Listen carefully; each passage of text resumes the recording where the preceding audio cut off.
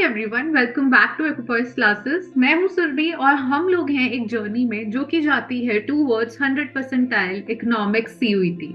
So basically हम क्या कर रहे हैं, हम मिशन सीयूईटी 2024 सीरीज का पार्ट है जहां पर हम गारंटी करेंगे कि हम कैसे भी 100 परसेंटाइल लेकर आए इकोनॉमिक्स में if we are going to give CUET this year.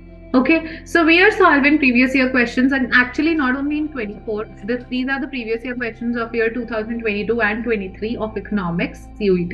So आप कभी भी ये वीडियो देख रहे हैं, this is going to benefit you क्योंकि 2 साल आपने 2 साल के पेपर्स बेसिकली सॉल्व कर लिए हैं and every type of question you've solved.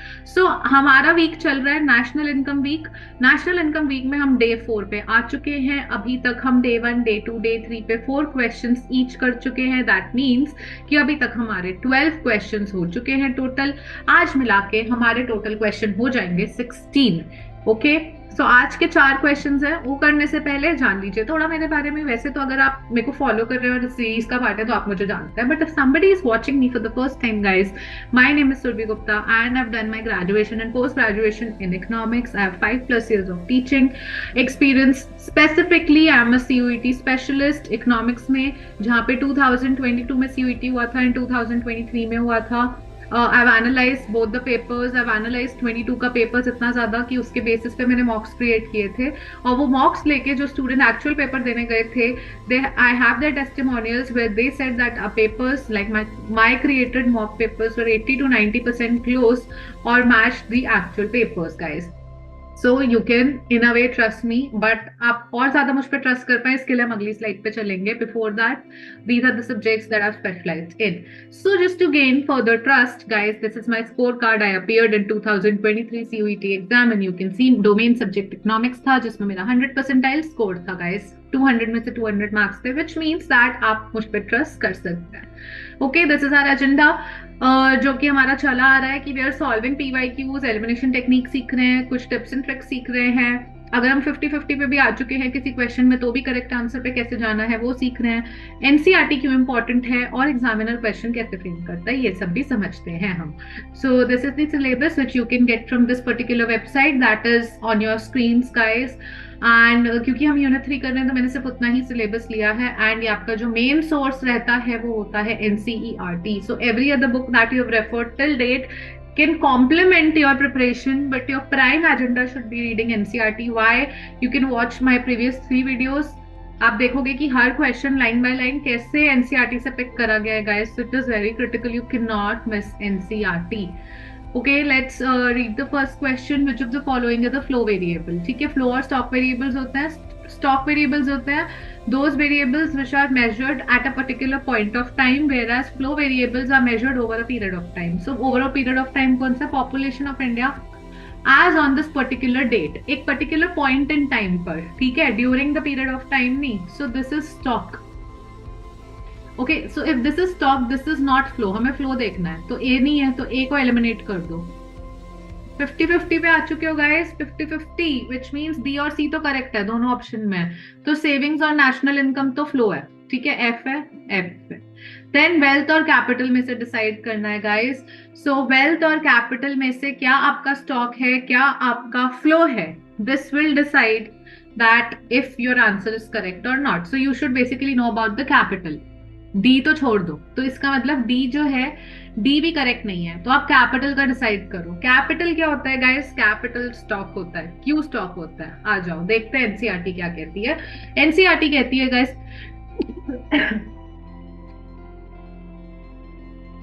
Okay, excuse me. NCERT कहती है कि at this stage it is important to introduce the concept of stocks and flows, and जहाँ पे हमें लगता है कि average salary of someone is this and output of steel industry is this. Excuse me, guys. So it is being referred to as yearly, monthly. You can just read the paragraph. I will pinpoint to the particular point जो मुझे जानना है, ठीक है. So flows are defined over a period of time, guys. That is what is critical. And then in contrast, capital goods or consumer durables once produced do not wear out or get consumed in a delineated time period. In fact, capital goods continue to serve us through different cycles of production. Hence these are stocks guys, these are not flows. So capital आपको यहाँ पे अटका रहा था, पूरे question में आपको जानना जरूरी था कैपिटल है नहीं है, एनसीईआरटी बता रही है कैपिटल स्टॉक है, एनसीईआरटी पढ़ोगे सॉल्व कर पाओगे. Okay, then which of the following is considered as a part of nominal flow in circular flow of income? Nominal flow क्या होता है गाइज एंड रियल फ्लो क्या होता है? ठीक है, सो सर्कुलर फ्लो में क्या होता है, आपका हाउस होल्ड है और फर्म है. हम टू सेक्टर मॉडल ले रहे हैं, हाउस होल्ड है फर्म है. हाउस होल्ड प्रोवाइड करते हैं फैक्टर सर्विसेज, यानी लेबर वगैरह कुछ भी. ठीक है, फैक्टर सर्विसेज प्रोवाइड करते हैं, इसके बदले इन्हें मिलता है फैक्टर पेमेंट. अब इन्हें पेमेंट मिली, इसके बदले ये क्या करेंगे, इसके बदले ये लोग पेमेंट के बदले एक्सपेंडिचर करेंगे.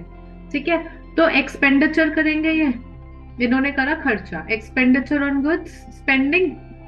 इसके बदले इन्हें मिलते हैं, फर्म देती है गुड्स. सो ऊपर आप देख रहे हो फैक्टर सर्विस और गुड्स, इसमें मनी इन्वॉल्व नहीं है, सो ये रियल फ्लो है. ठीक है, और नॉमिनल फ्लो को हम नॉमिनल फ्लो बोल रहे हैं, तो नॉमिनल फ्लो को हम मनी फ्लो भी बोलते हैं गाइस. तो मनी फ्लो का हो रहा है, फैक्टर पेमेंट जा रही है और एक्सपेंडिचर हो रहा है, दोनों में ही मनी फ्लो हो रहा है. सो ये आपका नॉमिनल फ्लो. ठीक है, सो ऑप्शन पढ़ लेते हैं. Flow of goods and services from firm to household, no, this is real flow. Flow of factor payment from firms to household, yes. Flow of factor services, no. Flow of factor of product, no. Okay, so you know money flow is basically the nominal flow. You can read this explanation. This is not there in the NCERT guys. So some things may not be there in the NCERT, for which you are complementing your preparation through help books, okay, or the books that have been referred by your schools during your preparation for board exams. Okay, so this is money flow. Money flow are also known as nominal flow guys, and expenditure and payment ये होता है आपका nominal flow. Okay, the thing that I've explained. Then let's move to next question again. GDP deflator का question आता ही आता है guys. So GDP deflator is equal to nominal GDP upon real GDP into 100 guys.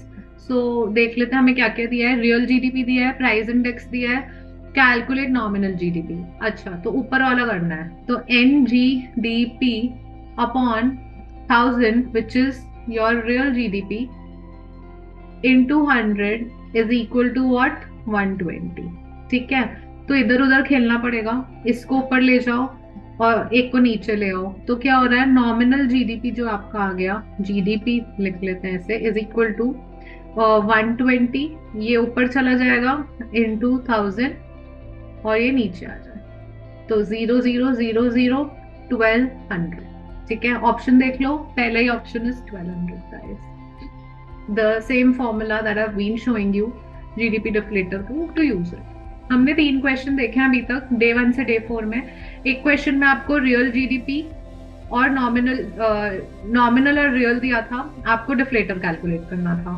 फिर एक दिन आपको real nominal दिया था और डिफ्लेटर दिया था, आपको रियल कैलकुलेट करना था. और आज वाली क्लास में हमें रियल जीडीपी दिया और डिफ्लेटर दिया, हमें नॉमिनल कैलकुलेट करना था. So I have seen all kind of questions. That is what I meant to show you different kind of questions that can be asked.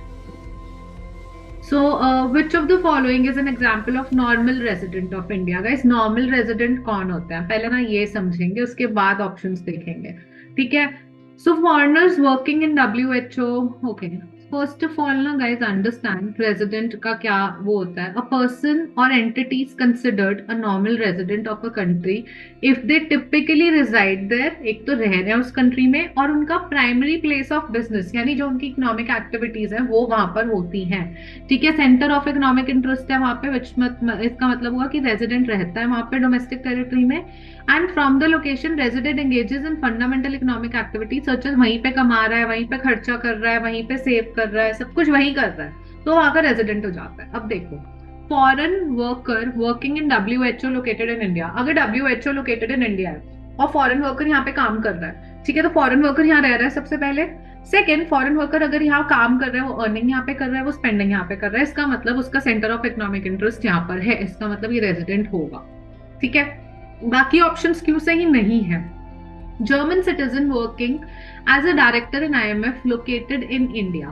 So now German citizen working as a director in IMF guys. So IMF located in India है और यहाँ पे German citizen जो है आपका वो यहाँ पे काम कर रहा है, लेकिन क्योंकि वो एज अ डायरेक्टर काम कर रहा है IMF में तो इस वजह से he is not a resident. Then ambassador in India from rest of the world. Ambassadors जो इंडिया में हैं रेस्ट ऑफ द वर्ल्ड से, तो उनका इकोनॉमिक इंटरेस्ट यहाँ पे है या नहीं है we don't know. And ambassadors of India in rest of the world, obviously this is also they reside in rest of the world, so that is why. Okay, so foreigners working in WHO located in India is a normal resident of India. Who are not considered to be normal resident, guys? Foreign visitors, tourists who travel to the country for conference, sports, vacations, medical care, other purpose. International organizations like UN, WHO are not regarded as regular residents of the country in which they operate. So अगर WHO India में operate कर रही है वहाँ की resident नहीं होगी. Examples of such organizations include US ambassadors जो होते हैं इंडिया में and other foreign staff members of the embassy. They are also not the residents. They receive the same treatment as other locals in international region. International organizations such as World Bank, WHO or IMF are treated as residents of the international territory rather than citizens of the nation in which they are based. And the staff of these organizations, however, is treated regular citizen to a nation where international organization functions. American who works in WHO's headquarters for more than a year will be recognized as normal resident despite the fact that organization is global organization and not a normal resident. Okay, so everything has been answered in this particular explanation. And with this, आज के video में बहुत सारे important topics थे. Normal resident पता होना जरूरी है. Similarly, I would also urge you to figure out domestic territory में क्या difference है, domestic territory में क्या क्या आता है, इस पे भी question आता है. Then stock and flow variables में difference पता होना जरूरी है. GDP deflator as usual is a critical part, and circular flow of income is something. Circular flow of income में भी nominal flow, real flow, ये सब पता होना critical है. Okay, with this we've come to an end of this video and day 4 खत्म हो गया है guys. So finally आप सांस ले सकते हैं. वैसे तो मुझे लगा आपको मजा आ रहा है, लेकिन हम डे 4 के एंड पे पहुंच चुके हैं एंड सिर्फ अब कल का दिन बाकी है जब हमारा नेशनल इनकम वीक खत्म हो जाएगा और हम नेक्स्ट वीक की तैयारी करेंगे नए टॉपिक के साथ. So guys I will see you tomorrow. पसंद आ रहा है like, please like, share, subscribe करो. जितने लोगों से सब्सक्राइब करा सकते हो करा दो please. And just keep smiling. जितना स्माइल करोगे उतना आपके लिए भी अच्छा है. तब तक मैं आई जाऊंगी दोबारा कल. Okay guys, so see you tomorrow. Bye bye.